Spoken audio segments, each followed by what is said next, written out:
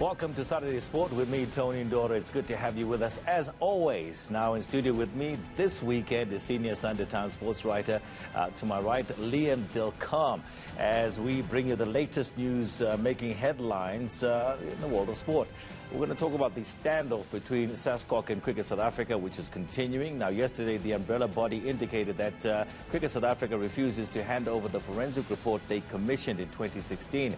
That information was used to dismiss Thabang Moroe just a few months back. Now, Barry Hendricks is acting Sascoc president. He's back in the hot seat, and he joins us now via Zoom. Very good morning to you, Barry. Good to have you with us here on ENCA. First of all, just congratulations on being reappointed acting president. 47 of the 62 votes went your way. What do you attribute that to? That was purely looks like my connection is slow. I attribute that solely to the will of the federations. So that's up to the federations. Yes. Can you tell us, in terms of getting this mandate to continue until at least November, obviously you want to continue beyond that. Can you give us a sense of what the organization will do under your leadership to win back trust? Because I think a lot of South Africans are pretty disillusioned with what we've heard coming out of Sascoc. Yes, there are many things that Sascoc has to do. One is the full implementation of the Zulman Committee's report. But also, a few years ago when I joined Sascoc, we had put together a strategic plan. We've barely touched upon that strategic plan, and with all the issues that have been happening within the organization, one of the key stakeholders, the support to athletes, that has also now fallen by the wayside. So there's a host of key performance areas that Sascoc needs to relook at and recommit to, so that we can become a successful sports organization again that represents the will of our federations and the sports people. Now, Barry, Sascoc seems to be having this standoff with Cricket South Africa on the forensic report. What's the next step on this as well, and what transpired when you actually met with Cricket South Africa? Look, I didn't meet with Cricket South Africa yesterday. The media release, I was not briefed about either. I have asked the CEO to arrange a meeting with myself and the board next week, Tuesday. I couldn't make yesterday's meeting, but in the meanwhile, I've asked him to forward me all the relevant information, the position statement of the board regarding this matter, interactions that they've had with the ICC, etc., so that I can get a proper sense of where we are supposed to be going with this one. Sascoc has gone through its own trials and tribulations, and one of the key decisions by the IOC and the IPC was to put in a credible person to assist us to take the organization forward in the form of Dr. Sam Ramsamy. I don't see why there should be any standoff. Cricket South Africa knows that it needs to take action based on the report. Cricket South Africa knows that they must have new elections. And all the stakeholders, including the minister, as well as Sascoc board, as well as Cricket South Africa's own affiliates, need to know that change must happen. It's how we put that in place. And I'm more of a facilitator to try and ensure that Cricket South Africa changes according to the needs of the will of its own members as well. I suppose what people would really want to know is if CSA decides not to make that report available to you, what measures can you put in place to get them to hand it over? I mean, can you wield a big stick? Do you have a big stick? We have a big stick in the form of our General Assembly. They're the only organ that can actually suspend a member of Sascoc, not the board. The board only makes recommendations to the General Assembly of Sascoc. And the General Assembly will only make that decision when it has been provided with all the relevant information. Now, there seems to be this misinformation that Cricket South Africa does not want to hand over this report.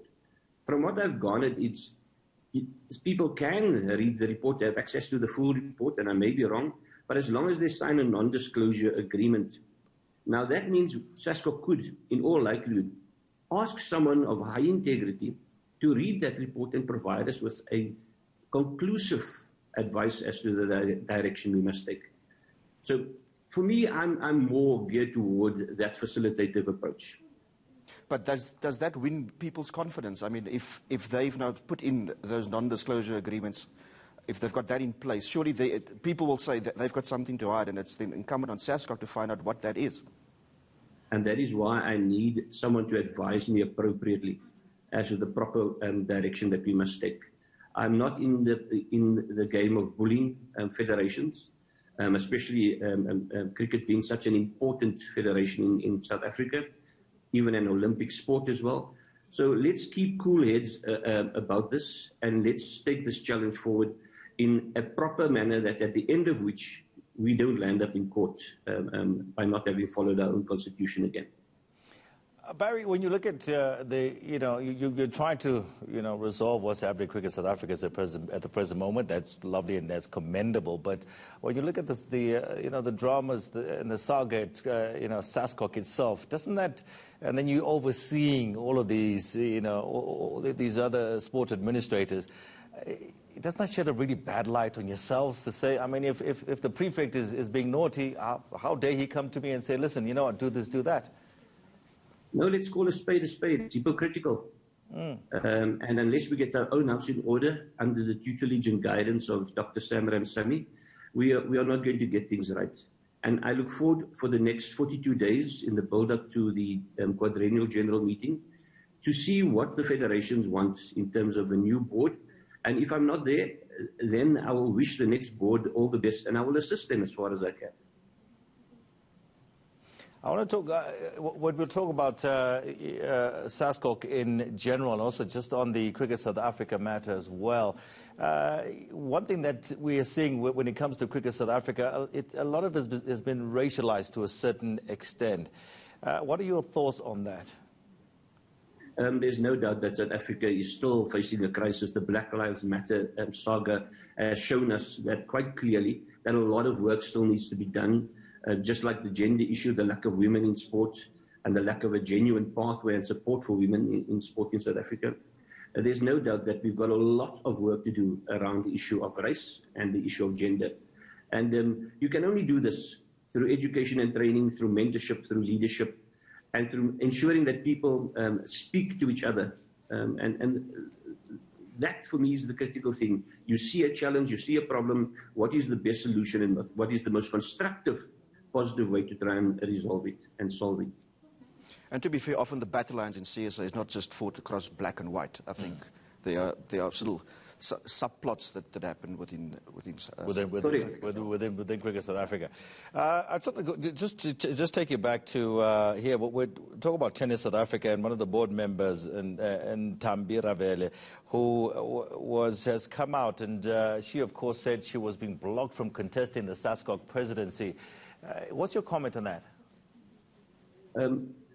When I heard of this, and when we were informed by the minister of this way back, I think it was in March, my position was very clear that this was so important that we needed to go through an arbitration process, a proper process as per our constitution. For me, the arbitrator found that there was no evidence of conspiracy on behalf of myself and Mr. Crooks, and I accepted that ruling. Mr. Ravele has now gone through the process within Tennis South Africa, and I've just read in the media, have not been formally informed of it, that she has now resigned from Tennis South Africa. Okay, Barry, thank you so much for speaking with us this morning. We'll look forward to the 7th of November. That's when the elections will actually take place, and then we'll have no more acting president at Sascoc. We'll see whether Barry will still be there. Barry Hendricks there was reinstalled as acting president of Sascoc.